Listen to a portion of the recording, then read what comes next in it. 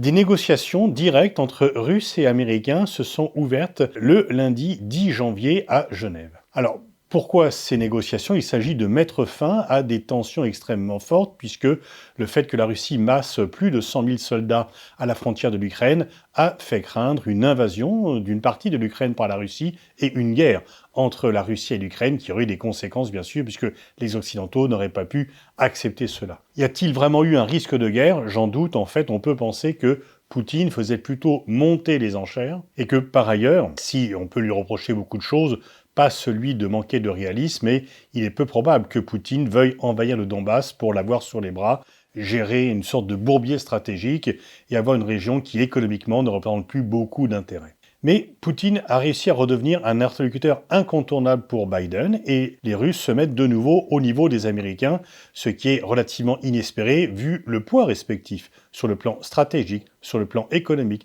sur le plan militaire entre la Russie et les États-Unis. On revient finalement au bon vieux temps d'un monde bipolaire où les affaires européennes étaient gérées directement entre Moscou et Washington.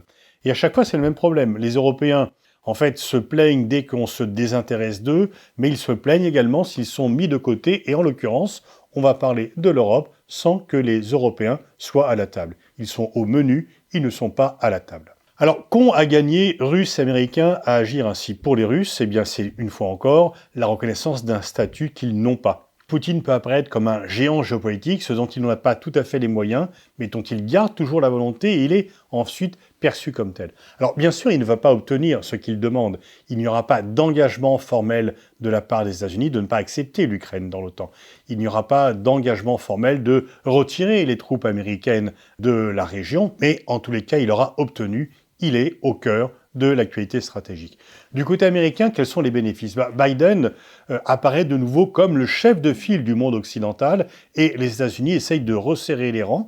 Les Européens râlent, mais finalement, ils semblent quand même accepter la situation. Et après la débâcle de Kaboul, les États-Unis se posent en étant le seul interlocuteur qui puisse tenir tête à la Russie et donc protéger les pays européens de la menace militaire qui, selon eux, fait peser la Russie sur les pays européens. Et donc, chacun y gagne quelque chose, les perdants sont ceux qui ne sont pas là. Les Européens se plaignent de n'être pas là, mais finalement, ils avaient refusé la proposition faite par l'Allemagne et la France d'avoir un sommet avec les Russes.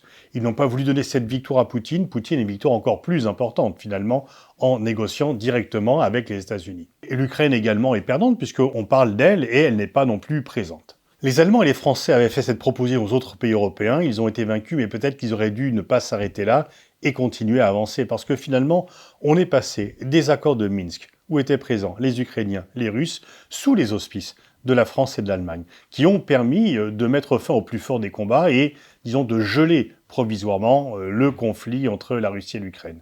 Et cette fois-ci, eh bien, la France et l'Allemagne sont mis de côté. Ce que l'on voit, c'est que Poutine ne tient plus les Européens pour les interlocuteurs sérieux. Il s'adresse directement aux États-Unis, il passe par-dessus les épaules des Européens. Et donc peut-être que si l'Europe veut de nouveau compter, autant qu'elle s'affirme elle-même un peu plus. Et si certains pays européens traînent un peu des pieds, eh bien, il faut peut-être avancer sans eux. C'est, j'espère, l'enjeu de la présidence française de l'Union européenne.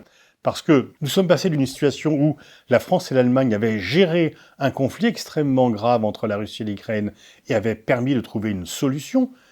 Et aussi, elle n'a pas été mise en œuvre. Elle n'a pas été mise en œuvre, bien sûr, du fait de la Russie, mais également du fait de l'Ukraine, sur lequel il n'y a peut-être pas suffisamment de pression. Et peut-être que la France et l'Allemagne pâtissent du fait de n'être pas suffisamment distingués des États-Unis dans l'affaire et de s'être arrêtés finalement aux réticences des pays européens, aux réticences des États-Unis, ce qu'a montré Kaboul, ce que montre Biden depuis longtemps, et ce que montre peut-être aussi la menace d'un retour d'un président comme Trump à la Maison-Blanche, c'est qu'il faut réellement travailler sur l'autonomie stratégique européenne. Certains pays européens sont prêts, d'autres ne le sont pas. Il faut travailler avec ceux qui sont prêts et ne pas être finalement les témoins passifs de notre propre histoire, comme nous le sommes avec cette réunion de Genève.